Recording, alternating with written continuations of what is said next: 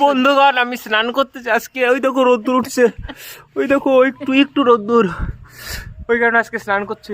আজকে কেন করছি জানো? আজকে একটা পিকনিক আছে বলে, কোথায় পিকনিকে যাবো, বান্ধবী টান্ধবীগুলো আসবে, ঠিক আছে, ওই কারণে স্নান করছি। নাহলে আমি স্নান এই মাসও স্নান করতাম না, 1 মাস তো মিনিমাম।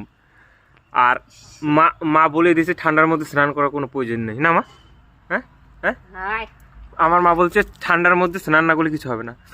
আমার চিল্লানো শুনে আমার দিদিমা চলে আসছে। এই যে দিদিমা, দিদিমা তুমি কি প্রতিদিন স্নান করো? হ্যাঁ, আমার দিদিমা প্রতিদিন স্নান করে।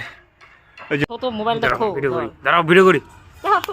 স্নান করে কেমন জানি বীর পুরুষ মনে হচ্ছে। এবার মা বডি লোশন দেবে।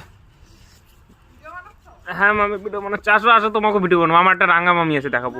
ওই যে রাঙ্গা মামি, ওই যে আমার রাঙ্গা মামি। লোশন আমার মা এটা মাকে, ছোট্ট একটা বডি লোশন, এটা আমার মা মাকে। আবার পরবো, আমি বাড়ি আসছি, ওই জন্য আমাকেও এটা দিচ্ছি বলে, এটা বলে ভালো। আমি তো কিছুই মাখি না। দেখছো দেখছো বডিটা দেখো না তুমি, কত বডি হয়ে গেছে দেখছো।